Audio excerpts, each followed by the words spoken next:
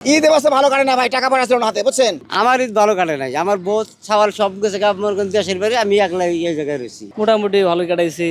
আগে যেরকম কাটাইতাম তার থেকে মনে করেন যে অতটা বেটার না। আগে যে কাটাইতাম মনে করেন যে ছোটোতে যখন ছিলাম আমরা গ্রামে গঞ্জে, তখন দেখা গেলো যখন চাঁদ উঠেছিল আকাশে আমরা রাস্তার মধ্যে যাইতাম, সবাই মিলে একটু আনন্দ করতাম এরকম। কিন্তু এই ঢাকা শহরে এসে ওইরকম মানে কোনো ফিল পাইতেছি না এরকম। মার্শাল্লাহ ভালোই কাটছে। আমার ঈদ ভালো কাটে নাই। আমার বউ ছাওয়াল সব গেছে দেশের বাড়ি, আমি একলা এই জায়গায় রয়েছি। আমার রান্না বাড়াও নেই, খাওয়া দাওয়া নাই। আমি দোকান পাটে খাই, ঘুরি ফিরি এই পর্যন্তই। ঈদ এবছর ভালো কাটে না ভাই, টাকা পয়সা ছিল না হাতে, বুঝছেন। টাকা পয়সা ছিল না। শোনেন, আমার ঈদ ভালো কাটে না এই কারণে, আমার হাতে টাকা পয়সা ছিল না। আমার ইনকামের সোর্সগুলো বন্ধ।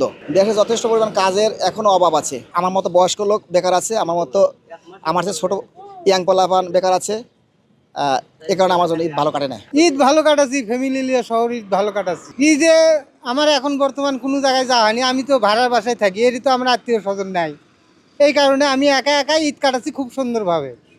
কোনো আত্মীয় স্বজনের বাড়ি যাওয়া হয়নি। আমি তো দেশের বাড়ি যাই নাই, আমি ভাড়ার বাসায় থাকি ঢাকা শহর। ঈদ কাটলো ভালো, অফিস খোলা হবনি, আমরা কাজে যোগদান করবো আর 2 দিন পরে থেকে, শনিবার থেকে। তো ভালো কাটলো, এবার ঘোরাঘাড়া করলাম, অনেক জায়গায় গেলাম, অনেক ভালো কাটলো। আমার কাছে ব্যবসা আল্লাহ পাক যতটুকু করেছে আল্লাহর কাছে লাখো শুকরিয়া। ঈদের নামাজ পড়ছি, ইনশাল্লাহ আল্লাহ খেলে 4টে খাইছি, বেড়াইছি।